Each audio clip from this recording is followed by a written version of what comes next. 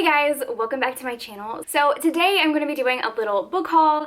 Pretty much all of these books are ones that I bought used off of thrift books, and then I have like 3 new ones. But before we get into the haul, I want to talk about the sponsor for today's video, which is Skillshare. Skillshare is an online learning community with thousands of inspiring classes for creative and curious people. It's curated specifically for learning, meaning there are no ads and they are always launching new premium classes, so you can stay focused and follow wherever your creativity takes you. When you join, you can try one of Skillshare's new live classes. Experience real-time inspiration as you connect with popular teachers while watching and working along with other members. And it is less than $10 a month with an annual subscription. They have a class called DIY Filming, creating pro video with tools you already own. And this is a really cool class because it goes through all of the ways that you can create really beautiful videos without going out there and buying all this expensive and extra equipment. So it shows you ways to do it with just your phone and stuff that you might already own. So the first 1,000 people who click the link in my description will get a free trial to the premium membership of Skillshare.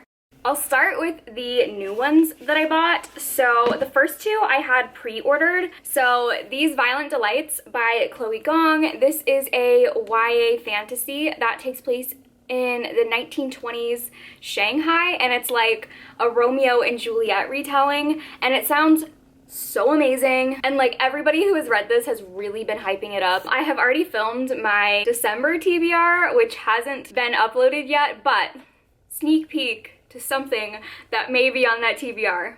The next one is The Midnight Library by Matt Haig. I have read one book by Matt Haig. I forget what it was called. I think it was called like The Humans. Oh, are you leaving? Okay.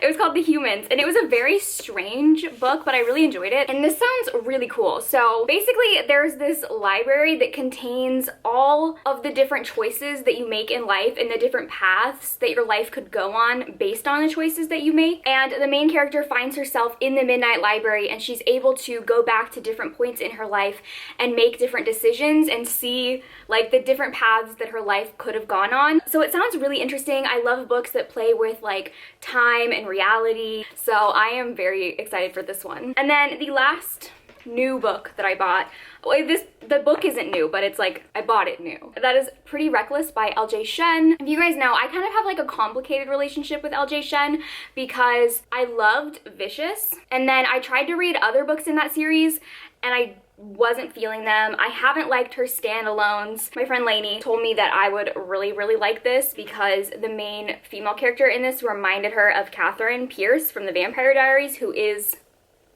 my queen. I love her so much, and I think that this is gonna be like really messy. It says, "We were supposed to be best friends, but turned out to be worst enemies." So yeah, I've been wanting to read this and giving LJ Shen another chance because so far I've only liked Vicious by her. So we'll see if it was just like a one-time fluke that I liked Vicious or if I'm gonna enjoy more of her books. Okay, so now for all of the used books that I bought. So the first one is Foul is Fair by Hannah Capin, and this is about a girl. I think someone told me that this is a Macbeth retelling, but it's about a girl who I think was maybe sexually assaulted at a party by these boys, or she was attacked by them, I'm not sure. And then she now makes it her life's mission to get revenge on them and ruin their lives. I love a good revenge story. She'll take their power, their lives, and their control of the prep school's hierarchy. Golden boys beware, something wicked this way comes. Okay, yeah, so this is a Macbeth retelling. I really love books that take Shakespeare stories and like really twist them. So I'm excited. You guys know I don't read like contemporary YA that often, so it's like very rare that a YA contemporary catches my interest, but this sounds promising. So the next book is The Affair of the Mysterious Letter by Alexis Hall. Hi!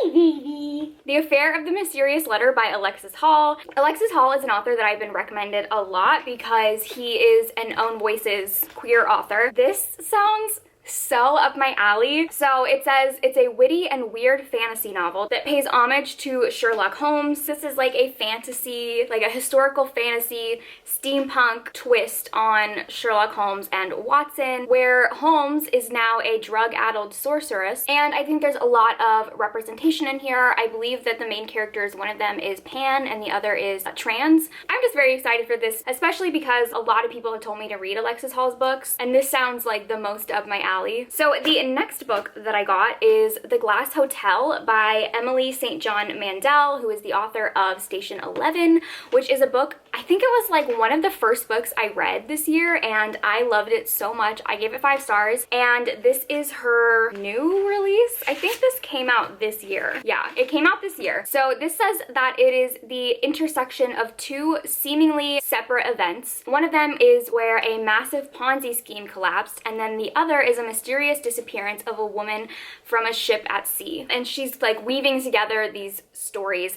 That was something that I really loved from Station 11, was that you had like all of these separate characters and separate storylines, and the way that she sort of wove them together was so brilliant. So I'm really excited to read this one. I also really like this edition. I don't know if this is the US edition because it's in paperback. I feel like this came out in hardcover. Oh yeah, this is Canadian. Interesting. But I like it because it matches my copy of Station 11. The next one that I got is The Future of Another Timeline by Annalise Newitz. So this is a queer time traveling book. It says that it is a punk feminist sci-fi time traveling thriller. And basically this is about 2 women whose lives come together because they decide that they want to time travel to different moments in history where there was a lot of violence against women and try to change those events or save different women. And then there's also a group of people who are trying to destroy time travel, so they're also having to work against that. It just sounds really great. I love time travel stories. I feel like at some point, because I've collected a good amount of time travel books, I feel like at some point I want to do like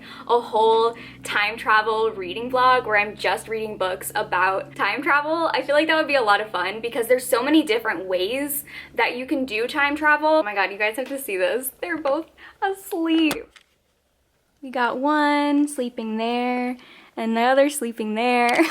The next book is Wintertide by Ruthanna Emmerich. So this is like a historical fantasy that takes place in the 1920s, and it is after the government rounded up and massacred a bunch of people, and the 2 main characters are the only ones who survived that. But now the FBI needs those 2 survivors' help in tracking down these communist spies who might have stolen dangerous magical secrets. It says secrets that could turn the Cold War hot in an instant and hasten the end of the human race. So yeah, this sounds really interesting. It's blurbed by a ton of authors that I really like. The next one is Space Opera by Catherine M. Valente. This is a book that I feel like I might have owned this at one point, or maybe I had an arc of it. I don't know. I feel like this was in my possession at one point and then I never read it. But basically this is like a sci-fi Eurovision. It says, once every cycle, the great galactic civilizations gather far and wide to compete in feats of song and dance. And if you fail the competition, your entire species gets exterminated. So it sounds like kind of Doctor Who vibes, which I'm very excited by because during quarantine, one of the shows that I started rewatching and was like binging was Doctor Who, because I hadn't watched it in so long, like since high school. So I'm really feeling those vibes. This seems like it would be a lot of fun and very bizarre. All right, and then the last book that I have is Other Words for Smoke by Sarah Maria Griffin. So this is like a witchy book. It really does not have like a synopsis, so I'm just gonna read you what it says. In the house at the end of the lane, there is a darkness hiding in the walls, waiting, watching, consuming. It will devour everything you have, everything you are willing to give, and everything you are not. Watch yourself. If you aren't careful, it will all come tumbling down. So yeah, that's the only synopsis that this has. But from what I know, this is about witches and magic, and it's kind of dark. So yeah, that is my little book haul. And I really just wanted to share this haul with you because I don't do book hauls often, but you guys know, like normally when okay, bye. You guys know normally when I buy books, I buy them used. Unless I have gift cards or coupons or something, it's very rare that I buy books brand new, full price. So if you guys are interested in me doing a video showing you all of the places and ways that I buy books used or discounted, let me know, because I feel like I've amassed a lot of resources and stuff where I never buy books full price anymore. So thank you guys for watching, and I will see you in my next video. Bye!